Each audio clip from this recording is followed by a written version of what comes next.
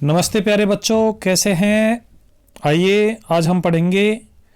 हमारा जो लेसन चल रहा था पाठ नंबर 8 प्राथमिक व्यवसाय, उसी को हम कंटिन्यू करते हुए आज का हमारा ये पार्ट नंबर 5 होगा, जिसमें हम विश्व की जो कृषि प्रणालियां हैं उनका अध्ययन कर रहे थे। तो एक बार जल्दी से आप सेशन को शेयर कर दीजिए और चैनल को यदि आपने अभी तक सब्सक्राइब नहीं किया तो सब्सक्राइब भी कर लीजिए। चलिए चलते हैं। आज हम पढ़ेंगे कृषि की जो शेष प्रणालियाँ थी, कृषि प्रणालियाँ विश्व के अलग अलग भागों में जो कृषि प्रणालियाँ हैं उनके बारे में हम चर्चा कर रहे थे। तो आज का हमारा टॉपिक रहेगा यहाँ पर दुग्ध कृषि, जिसे हम डेयरी कृषि भी कहते हैं, इसके बारे में पढ़ेंगे। उसके बाद फिर फलोद्यान कृषि के बारे में पढ़ेंगे, ट्रक कृषि के बारे में पढ़ेंगे और लकड़ी काटना। ये 4 आज हमारे टॉपिक रहेंगे। तो जैसा कि नाम से ही स्पष्ट हो रहा है, दुग्ध कृषि या डेयरी कृषि, यानी ये जो कृषि है इसमें दुग्ध उत्पादन किया जाता है या डेयरी कार्य किया जाता है। तो देख लीजिए इसे किस प्रकार से हमें देखना है। यह कृषि का एक विशेष तरीका है जिसमें दुग्ध उत्पादन हेतु पशुपालन किया जाता है, यानी साथियों इसमें दूध उत्पादन हेतु पशुओं को पाला जाता है और इसके लिए हमें अधिक पूंजी की आवश्यकता होती है और अधिक मानवीय श्रम की आवश्यकता भी होती है, क्योंकि पशुपालन के लिए मानवीय श्रम बहुत ज़रूरी होता है। और पशुओं को खरीदेंगे तो उनके लिए अच्छी नस्ल के पशु खरीदने के लिए हमें धन की आवश्यकता भी होती है। तो ये इसका सामान्य परिचय था। आइए इसकी विशेषताओं को देखते हैं। इस कृषि की जो मुख्य विशेषताएं हैं वो कुछ इस प्रकार से हैं। इसमें दूध देने वाले जो पशु होते हैं साथियों, उनके स्वास्थ्य का विशेष ध्यान रखा जाता है। आपने देखा होगा, जैसे यदि आपके अड़ोस पड़ोस में कहीं पर पशुपालन कार्य किया जाता है या आप खुद पशुपालन का कार्य करते हैं तो पशुओं का हम विशेष ख्याल रखते हैं। और फिर जो लोग डेयरी करते हैं वो धन कमाने के उद्देश्य से करते हैं, आर्थिक लाभ प्राप्ति के लिए करते हैं, तो अच्छी नस्ल के पशु रखते हैं और उनके स्वास्थ्य का भी विशेष ध्यान रखते हैं। तो इस कृषि की जो मुख्य विशेषता है उसमें पहली विशेषता में ये था कि दूध देने वाले जो पशु हैं उनके स्वास्थ्य का विशेष ध्यान रखा जाता है। अब देखते हैं हम दूसरी विशेषता। आइए दूसरी विशेषता की बात करते हैं। तो दूसरी विशेषता में साथियों यहाँ पर यह है कि पशुओं का जो प्रजनन है, पशुचारण है, पशुओं का प्रजनन, पशुचारण यानी पशुओं को जो चारा खिलाया जाता है, उनकी जो खाद्य सामग्री है उसका विशेष ध्यान रखा जाता है और नस्ल सुधारने पर विशेष ध्यान दिया जाता है, यानी अच्छी नस्ल के पशु पाले जाते हैं। पशुओं की देखभाल जो है वो वैज्ञानिक तरीकों से की जाती है। वैज्ञानिक तरीकों से किए जाने का तात्पर्य यह है कि पशुओं की देखभाल के लिए डॉक्टर वगैरह, कंपाउंडर वगैरह भी रखे जाते हैं, उनसे सलाह मशविरा की जाती है। दूध दोहने यानी दूध निकालने के लिए और उसको परिष्कृत यानी साफ सुथरा करने के लिए, उसको पाश्चुरीकृत करने के लिए मशीनों का उपयोग किया जाता है। साथियों आपने देखा होगा और नहीं देखा है तो आप YouTube पर देख लीजिए, पिक्चर वगैरह आपको देखने को मिल जाएंगी। यानी जो पशु होते हैं उनको दोहने के लिए, उनका दूध निकालने के लिए मशीनों का उपयोग किया जाता है, क्योंकि एक पशु जो होता है, जैसे गायों की हम बात करें, ये जो विदेशी गाय जो होती हैं, जर्सी गाय जो होती हैं, एक ही गाय लगभग 15 से 20 किलोग्राम दूध देती है। तो ऐसी स्थिति में इस प्रकार की यदि कोई व्यक्ति 10 से 15 या फिर और ज़्यादा गाय पाल रखा है तो उनका दूध निकालना व्यक्ति के लिए थोड़ा मुश्किल होता है। तो ऐसी स्थिति में गायों का जो दूध है या फिर अन्य जो पशु है उनका दूध निकालने के लिए मशीनों का उपयोग किया जाता है। नेक्स्ट इसकी जो विशेषता है उसमें हम देखेंगे कि डेयरी कार्य का यानी डेयरी कृषि का जो कार्य है वो नगरीय और औद्योगिक केंद्रों के समीप किया जाता है, यानी बड़े बड़े जो शहर हैं उनके आसपास और औद्योगिक केंद्र उनके आसपास इस प्रकार का कार्य किया जाता है, डेयरी कार्य किया जाता है, पशुपालन किया जाता है, ताकि इससे प्राप्त होने वाले जो पशु उत्पाद हैं, जैसे दूध है, दही है, मक्खन है, पनीर है या फिर जो भी अन्य पशु उत्पाद हैं, उन सबको आसानी से बेचने के लिए हमें बाज़ार मिल जाता है। और ये जो नगरों के और औद्योगिक केंद्रों के जो लोग हैं उनको ये चीज़ें आसानी से उपलब्ध हो जाती हैं। तो उम्मीद करता हूँ आपको डेयरी कृषि समझ में आई होगी। यानी डेयरी कृषि क्या है एक बार फिर से समझ लीजिए। डेयरी कृषि में सामान्यतः जो पशु पाले जाते हैं वो व्यापारिक उद्देश्य से पाले जाते हैं, और ये जो पशु हैं इनकी नस्ल पर, इनके प्रजनन पर, इनके स्वास्थ्य पर विशेष ध्यान रखा जाता है, और पशुओं की जो देखभाल होती है वो वैज्ञानिक विधियों से की जाती है। दूध निकालने का कार्य और उसको पाश्चुरीकृत या परिष्कृत करने का कार्य मशीनों द्वारा किया जाता है। चलिए अब हम देखते हैं कि इस प्रकार की जो कृषि है उसके मुख्य क्षेत्र कौन कौन से हैं। तो साथियों, ये जो कृषि है इसके जो मुख्य क्षेत्र हैं उनकी यदि हम बात करें तो यहाँ पर आप देख लीजिए मुख्य जो क्षेत्र है इस प्रकार की जो कृषि है उसके मुख्य क्षेत्र हैं। इस प्रकार की कृषि मुख्यतः न्यूजीलैंड, अब आप बता दीजिए, कमेंट कर दीजिए न्यूजीलैंड कहाँ है, कौन से गोलार्ध में है, इतना ही कमेंट कर दीजिए। न्यूजीलैंड उत्तरी गोलार्ध में है या दक्षिणी गोलार्ध में है, आप कमेंट करके बता दीजिए। ऑस्ट्रेलिया और न्यूजीलैंड एक दूसरे के पड़ोसी हैं साथियों। अब हम यहाँ एक मानचित्र के माध्यम से इसको समझने का प्रयास करते हैं। ये हमारा इस प्रकार से जो है ये ऑस्ट्रेलिया महाद्वीप है। ऑस्ट्रेलिया महाद्वीप के पास यहाँ पर इस प्रकार से एक लंबा सा पूर्व पश्चिम यानी विस्तार वाला एक छोटा सा द्वीपीय देश है। ये है हमारा न्यूजीलैंड। ये तो क्या है साथियों, न्यूजीलैंड है, और ये क्या है, ऑस्ट्रेलिया। तो उम्मीद करता हूँ आपको ये चित्र के माध्यम से समझ में आया होगा। आप एटलस में भी जाकर देख सकते हैं। इसी प्रकार आगे है इस प्रकार के जो कृषि के मुख्य क्षेत्र हैं, यानी डेयरी व्यवसाय जो है ज़्यादातर इन देशों में विकसित हुआ है। हॉलैंड है, डेनमार्क है, संयुक्त राज्य अमेरिका है, आदि ये जो देश हैं इनमें ये उद्योग के रूप में हुआ है। कमेंट करके बता दीजिए हमारा जो हॉलैंड है और डेनमार्क है ये कहाँ पर है, आप हमें कमेंट करके बता दीजिए। तो चलिए आपको हॉलैंड और डेनमार्क के बारे में भी मैप बनाकर यहाँ पर समझा देते हैं, उसके बाद आप अपनी जो एटलस है उसमें भी देख लीजिए। साथियों, हमारा जो यूरोप महाद्वीप का जो मानचित्र है वहाँ पर सबसे पहले यदि यहाँ से हम स्टार्टिंग इसकी देखें तो इसके बाद यहाँ पर इस टाइप से कुछ देश हैं, और ये हमारा यदि हम बात करें यहाँ पर तो सबसे पहले ये जो छोटा सा यहाँ पर बना है ये हमारा पुर्तगाल है। ये वाला जो है ये पुर्तगाल है। उसके बाद इस टाइप से ये जो दूसरा है ये स्पेन है। स्पेन के बाद यहाँ पर जो है साथियों ये है फ्रांस। यहाँ पर ये बड़ा सा जो देश है साथियों ये है फ्रांस, और फ्रांस के जस्ट यहाँ पर ये वाला जो देश है, और इसके इधर इस साइड में इस प्रकार से कुछ हमारा जर्मनी है। ये है हमारा जर्मनी, और फ्रांस और जर्मनी के बीच उत्तर दिशा में ये वाला जो देश है साथियों ये है नीदरलैंड, जिसे हॉलैंड कहते हैं। ये नीदरलैंड है, इसे ही हॉलैंड कहते हैं। इसके पास फिर जर्मनी के जस्ट ऊपर यहाँ पर इस प्रकार से जैसे इंग्लैंड है उसी प्रकार से एक खड़ा हुआ जो देश है ये है डेनमार्क। ये क्या है साथियों, डेनमार्क। तो उम्मीद करता हूँ आपको समझ में आया होगा कि हमारे ये जो देश हैं ये कहाँ कहाँ स्थित हैं। अब यूएसए जो संयुक्त राज्य अमेरिका है ये आप जानते हैं उत्तरी अमेरिका महाद्वीप में है, और उत्तरी अमेरिका महाद्वीप के जो मुख्य देश हैं उनमें सबसे पहले उत्तर की यदि बात करें तो कनाडा के बाद में यहाँ पर संयुक्त राज्य अमेरिका, और उसके बाद में मैक्सिको। इस प्रकार से साथियों आप मानचित्र का विशेष ध्यान रखें, क्योंकि मानचित्र यदि आपको अच्छे से आता है तो सारे कंसेप्ट क्लियर हो जाते हैं। इसी प्रकार यदि हम देखें स्वीडन का जो डेयरी उद्योग है वो विश्व प्रसिद्ध है। तो अब बता दीजिए स्वीडन कहाँ है, यानी ये जो हमारा डेनमार्क है, डेनमार्क के जस्ट यहाँ पर ऊपर स्वीडन स्थित है, और यहाँ का जो डेयरी उद्योग है वो संसार भर में प्रसिद्ध है।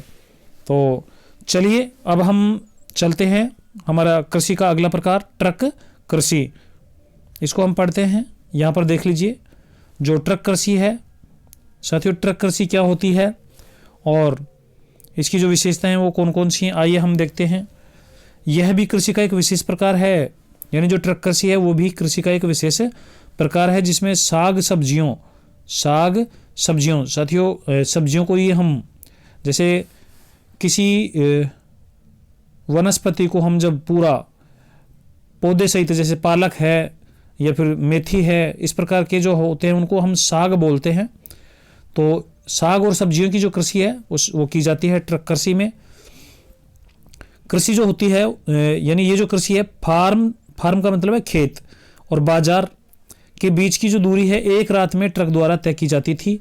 उसके आधार पर ही इस कृषि का जो नाम है वो ट्रक कृषि पड़ा है। साथियों आप समझ लीजिए कि जैसे नगरों के आसपास के जो परिक्षेत्र हैं, नगरों के चारों ओर के जो क्षेत्र हैं, वहाँ पर साग सब्जियाँ पैदा की जाती हैं और उनको सब्जियों को जैसे दिन में तोड़ते हैं, शाम को उनको ट्रकों में लाद कर और सुबह शहरों तक पहुंचा दिया जाता है।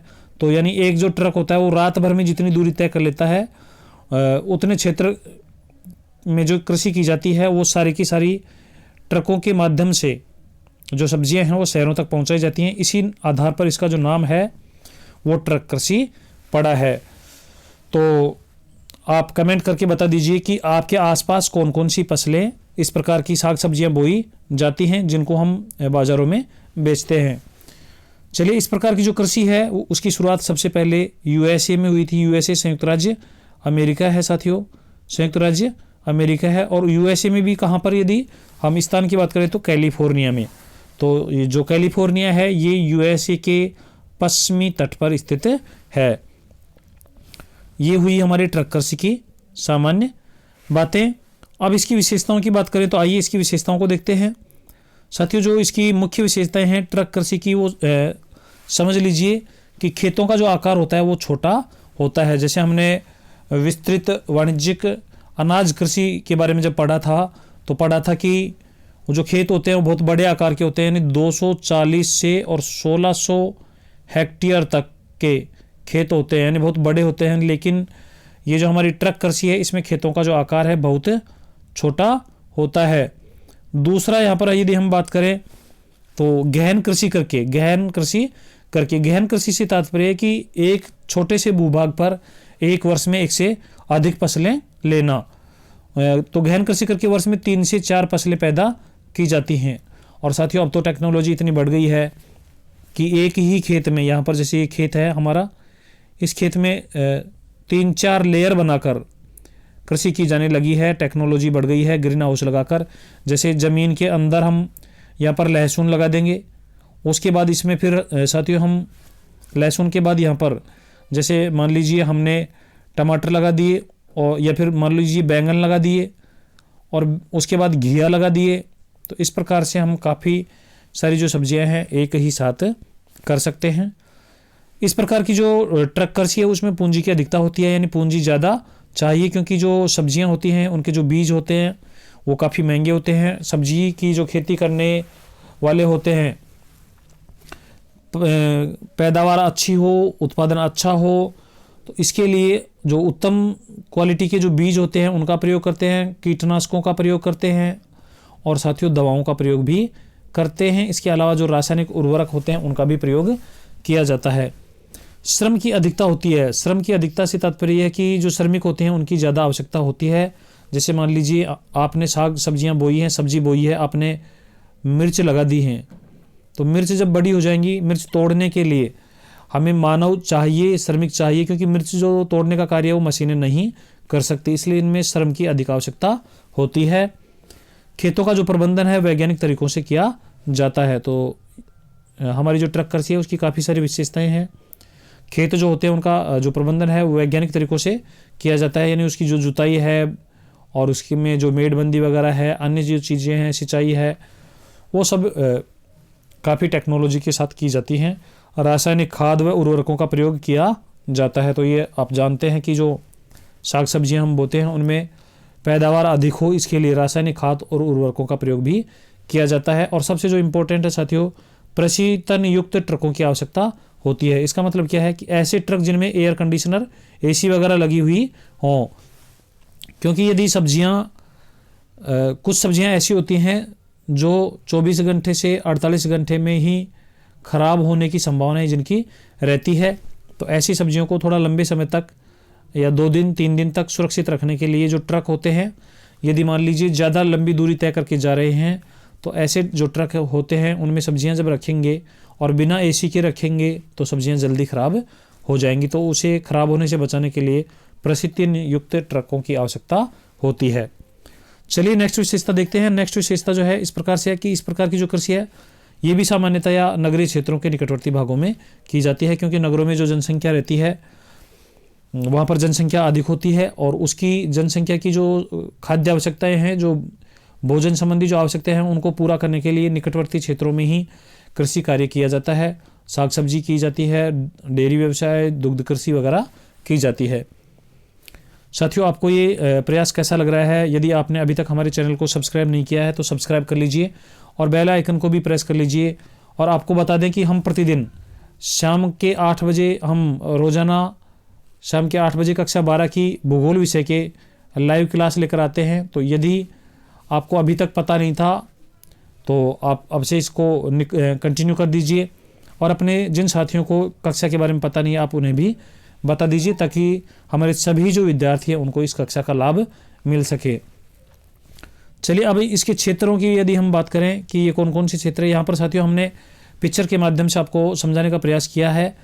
जैसे हमने ट्रक कृषि का उल्लेख किया था, तो ये देख लीजिए यहाँ पर जो ट्रक हैं इनमें भर के और शहरों की ओर ले जाया जा रहा है, इसलिए इस कृषि का जो नाम है वो ट्रक कृषि पड़ा है।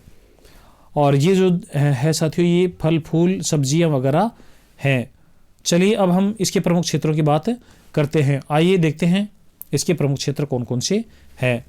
वैसे तो संसार के सभी भागों में इस प्रकार की जो कृषि है वो की जाती है, आपको पता है। लेकिन इस प्रकार की जो कृषि है, यानी जो ट्रक कृषि है, उसकी जो शुरुआत है उसकी यदि हम बात करें तो सबसे पहले यूएसए में, और यूएसए में भी साथियों कैलिफोर्निया में। यूएसए में भी कहाँ पर? कैलिफोर्निया में। और उसके बाद में उत्तरी पश्चिमी यूरोप के ब्रिटेन में, बेल्जियम भी साथियों कहाँ है? बेल्जियम भी हमारा यूरोप महाद्वीप में ही है। और उसके बाद यदि हम बात करें तो जर्मनी है, डेनमार्क है, यहाँ से इसकी शुरुआत मानी जाती है। तो साथियों, ये था हमारा ट्रक कृषि। अब हम इसके बाद पढ़ेंगे फलोद्यान कृषि। तो जो फलोद्यान कृषि है, नाम से ही स्पष्ट है, ये जो कृषि है फलों के उद्यान होते हैं। उद्यान का मतलब होता है बगीचा, फलों का बगीचा, यानी फलों के जब बड़े बड़े बागान लगा दिए जाते हैं या फलों की फूलों की जो कृषि की जाती है तो उसे हम फलोद्यान कृषि कहते हैं। तो ये भी एक प्रकार की ट्रक कृषि जैसी विशेषताएं लिए हुई होती है। यह भी कृषि का एक विशेष प्रकार है, यानी जो फलोद्यान कृषि है वो भी एक कृषि का विशेष प्रकार है, जिसमें ट्रक फार्मिंग की तरह साग सब्जियों के स्थान पर फल फूलों की कृषि की जाती है। यानी जो फलोद्यान कृषि है इसमें साग सब्जियों के स्थान पर फलों की खेती की जाती है। मुख्य विशेषताएं देख लीजिए, और ये हमारी मुख्य विशेषताएं हैं। इस प्रकार की जो कृषि है उसमें फलों और फूलों की खेती की जाती है। आजकल आपने देखा होगा कि ग्रामीण क्षेत्रों में भी फूलों की, जैसे हजारा है, गुलाब है, उसके अलावा अन्य जो फूल हैं और जो फल हैं उनकी खेती की जाने लगी है। यह नगरीय केंद्रों के समीप की जाती है। साथियों, जो नगर हैं, जो महानगर हैं, उनमें जनसंख्या बहुत ज़्यादा होती है और उनकी जो भोज्य आवश्यकताएं हैं, जो सब्जी की आवश्यकताएं हैं, फल और फूलों की जो आवश्यकताएं हैं, उनको पूरा करने के लिए उनके नगरीय केंद्रों के समीप ही फलों और फूलों की खेती की जाती है। इसमें उच्च पूंजी निवेश, यानी ज़्यादा पूंजी खर्च करनी पड़ती है और मानवीय श्रम की आवश्यकता होती है, यानी अधिक पूंजी और अधिक मानवीय श्रम की आवश्यकता होती है। और लेकिन ये कृषकों के लिए काफ़ी लाभप्रद भी है। इस प्रकार की जो कृषि है, फलोद्यान जो कृषि है साथियों, ये किसानों के लिए काफ़ी लाभप्रद भी होती है, यानी इससे काफ़ी मुनाफा मिलता है। अब इसके क्षेत्रों की यदि बात करें तो इसके क्षेत्र देख लीजिए। इस प्रकार की जो कृषि है ये उष्ण कटिबंधीय और शीतोष्ण कटिबंधीय क्षेत्रों में की जाती है। कमेंट करके बता दीजिए उष्ण कटिबंधीय जो क्षेत्र हैं वो कौन कौन सी गोलार्धों में या फिर कौन कौन सी हमारी जो अक्षांश रेखा हैं उनके बीच में आते हैं। तो साथियों, यहाँ पर देख लीजिए, ये फटाफट से देख लीजिए आप, ये हमारा ग्लोब है, ये हमारी भूमध्य रेखा है, यहाँ पर कर्क रेखा है और ये मकर रेखा है। तो ये हमारी कर्क रेखा और ये मकर रेखा। तो कर्क रेखा और मकर रेखा के बीच वाला ये जो पूरा क्षेत्र है ये कहलाता है उष्ण कटिबंध। इसी प्रकार कर्क रेखा से और यहाँ पर 66.5 डिग्री उत्तरी गोलार्ध में और 66.5 डिग्री दक्षिणी गोलार्ध में ये वाला जो क्षेत्र है ये कहलाता है शीतोष्ण कटिबंध। तो जो फलोद्यान कृषि है ये उष्ण कटिबंधों में भी की जाती है और शीतोष्ण कटिबंधों में भी की जाती है। आइए देखते हैं कौन कौन से देशों में, कौन से क्षेत्रों में की जाती है। चलिए देखते हैं। उष्ण कटिबंधीय क्षेत्रों में केला और आम और नारियल, केला, आम और नारियल की खेती की जाती है। जैसे आप देखेंगे जो भारत है संसार में सबसे, यानी केले के उत्पादन में पहला स्थान रखता है। नारियल भी हमारे यहाँ पर उष्ण कटिबंधीय क्षेत्रों में, यानी जो केरल तमिलनाडु वाला जो क्षेत्र है वहाँ पर नारियल की जो पेड़ हैं वो भी बड़ी मात्रा में लगाए जाते हैं। और आम भी आप देखते हैं कि आम की भी काफ़ी पैदावार होती है। इसी प्रकार शीतोष्ण कटिबंधों की यदि हम बात करें, यानी जो क्षेत्र कर्क रेखा, मकर रेखा, कर्क रेखा और 66.5 डिग्री उत्तरी अक्षांश रेखा, इसी प्रकार मकर रेखा और 66.5 डिग्री जो दक्षिण अक्षांश रेखा है, इनके बीच वाला जो क्षेत्र है उसमें शीतोष्ण कटिबंध ये क्षेत्र कहलाता है। तो वहाँ पर सेब और नाशपाती की खेती की जाती है। तो साथियों आप यहाँ पर समझ रहे होंगे कि जो सेब होते हैं, जो नाशपाती होती हैं, वो शीतोष्ण कटिबंधीय क्षेत्रों में की जाती हैं, अर्थात जहाँ पर ठंड थोड़ी ज़्यादा रहती है उन क्षेत्रों में ये की जाती हैं। यदि भारत की हम बात करें तो भारत का जो हिमाचल प्रदेश है, जम्मू कश्मीर वाला जो क्षेत्र है, वहाँ पर ठंड अधिक होने की वजह से वहाँ पर भी सेबों की खेती की जाती है। फिर भूमध्य सागरीय क्षेत्रों के लिए हम बात करें, अब कमेंट करके बता दीजिए भूमध्य सागर कौन से महाद्वीप के उत्तर में स्थित है। भूमध्य सागर जो है कौन से महाद्वीप के उत्तर में स्थित है। साथियों हमारा जो भूमध्य सागर है, आप एक बार यहाँ पर देख लीजिए, मैं मैप बनाकर बताता हूँ, आपको बताने का प्रयास करते हैं। ये हमारा अफ्रीका महाद्वीप है और अफ्रीका महाद्वीप के उत्तर में यहाँ पर इस प्रकार से ये फिर यूरोप आ जाता है, ये है यूरोप और ये है साथियों हमारा अफ्रीका। तो अफ्रीका महाद्वीप और यूरोप के बीच में ये वाला जो क्षेत्र है ये कहलाता है भूमध्य सागर। यहाँ पर जल भाग है, ये भूमध्य सागर है, भूमध्य सागर के पास में ही काला सागर है साथियों। तो ये अफ्रीका महाद्वीप के उत्तर में हुआ। और हमारी जो नील नदी है, संसार की सबसे बड़ी जो नील नदी है, वो मिस्र से बहती हुई और भूमध्य सागर में ही गिरती है। तो भूमध्य सागर के आसपास की ये जो यूरोपियन कंट्रीज हैं यहाँ पर, ये वाले, जिसमें मुख्य रूप से हमारा जैसे इटली है, स्विट्ज़रलैंड है, ऑस्ट्रिया है और ग्रीस है, ये जो देश हैं साथियों, स्पेन, फ्रांस, ये सब भूमध्य सागरीय क्षेत्रों में शामिल होते हैं। तो यहाँ पर नींबू, नारंगी, संतरा, अंगूर आदि जो खट्टे रसदार फल हैं उनकी खेती यहाँ पर बहुतायत में की जाती है, यानी अधिक मात्रा में यहाँ पर उत्पादन होता है। और आपको पता होगा कि जो फ्रांस है वहाँ पर अंगूर की शराब बनाई जाती है, शैंपेन, और जिसे जो विश्व भर में प्रसिद्ध है। आगे हम बात करते हैं फूलों की। तो हमारा जो नीदरलैंड है, जिसे हम हॉलैंड भी बोलते हैं, वो ट्यूलिप के फूलों के लिए विश्व प्रसिद्ध है।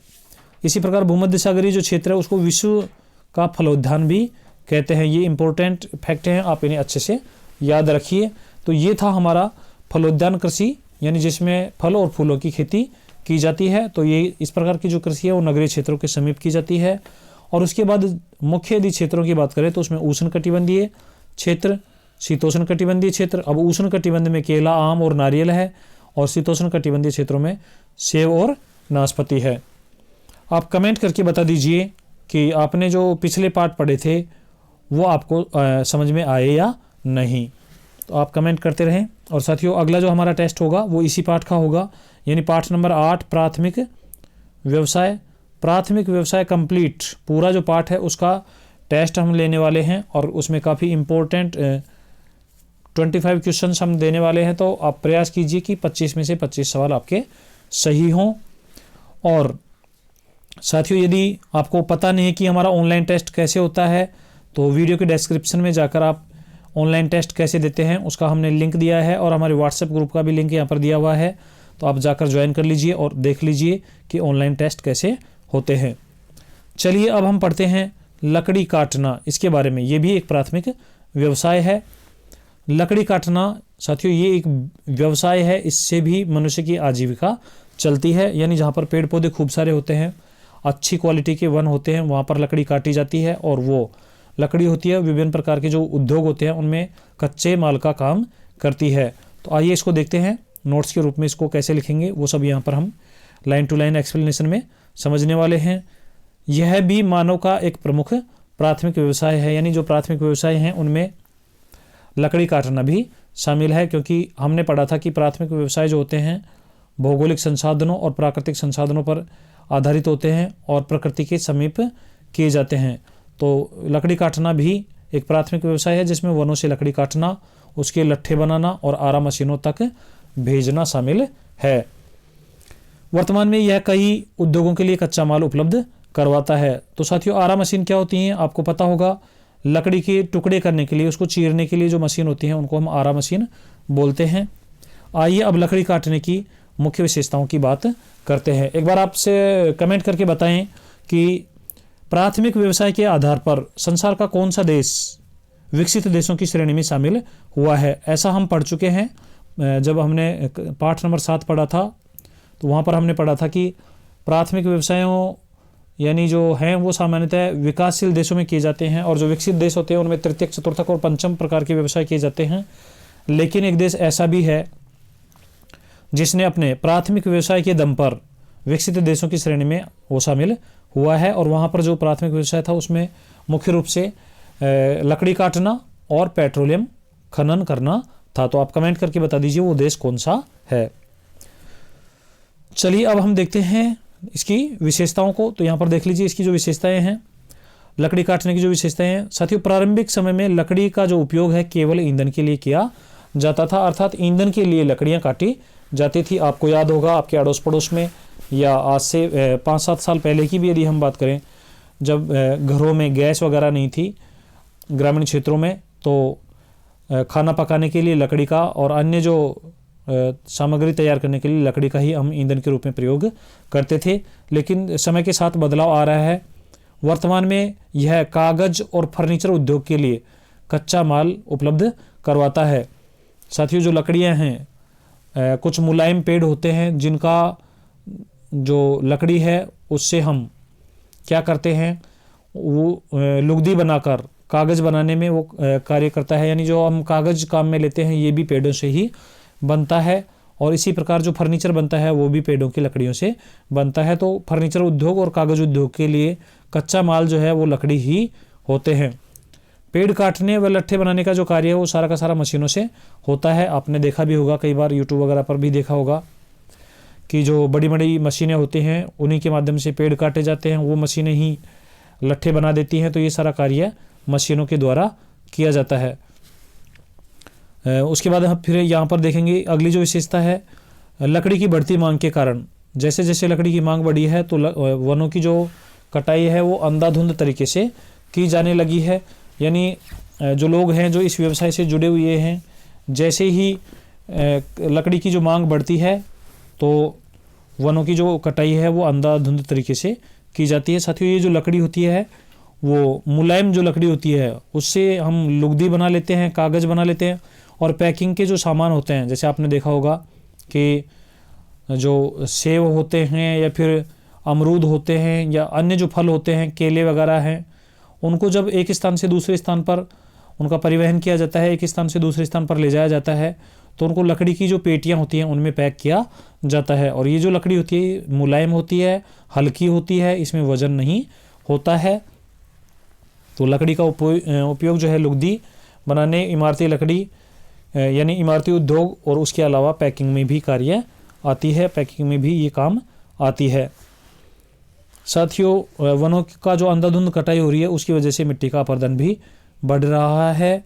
तो चलिए अब हम बात करते हैं, ये देख लीजिए, ये हमारा लकड़ी व्यवसाय है, ये कनाडा में लकड़ी काटने का। यहाँ पर ये जितने भी पेड़ हैं, यहाँ पर अच्छे लंबे ऊंचे पेड़ होते हैं और इनको काटने का जो कार्य है ये साथियों मशीन के द्वारा किया जा रहा है। तो कनाडा ही वो देश है जो प्राथमिक व्यवसायों के आधार पर भी, यानी लकड़ी काटना और पेट्रोलियम खनन के आधार पर ये विकसित देशों की श्रेणी में शामिल हुआ है। चलिए अब देखते हैं नेक्स्ट। यहाँ पर एक चित्र और दिखाया गया है जिसमें संयुक्त राज्य अमेरिका में लकड़ी व्यवसाय दिखाया गया है। यहाँ पर आप देख लीजिए, सारा जो कार्य है बड़ी बड़ी मशीनों के माध्यम से किया जा रहा है। चलिए अब हम देखते हैं इसके जो मुख्य क्षेत्र हैं उनकी हम यहाँ पर बात करते हैं।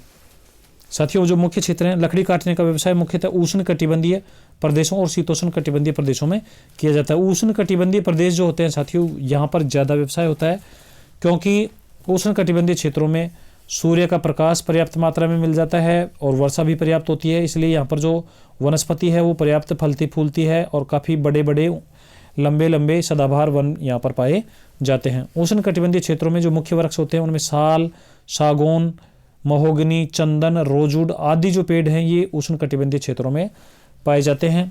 इसी प्रकार जो शीतोष्ण कटिबंधीय क्षेत्र हैं उनमें कोणधारी वन होते हैं और उनकी जो लकड़ी है वो व्यापक स्तर पर काटी जाती है। यानी हमारा जो कनाडा है ये शीतोष्ण कटिबंधीय क्षेत्रों में ही स्थित है और यहाँ पर लकड़ी का जो व्यापार है लकड़ी का जो व्यवसाय है काफ़ी फला फूला है। तो साथियों ये था हमारा लकड़ी काटने का व्यवसाय।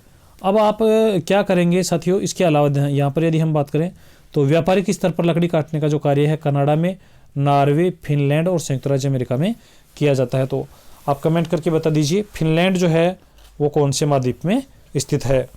साथियों फिनलैंड जो है, नॉर्वे फिनलैंड पास पास में ही हैं और ये दोनों ही यूरोप महाद्वीप में स्थित हैं। कनाडा जो है उत्तरी अमेरिका महाद्वीप में स्थित है, संयुक्त राज्य अमेरिका भी उत्तरी अमेरिका महाद्वीप में स्थित है।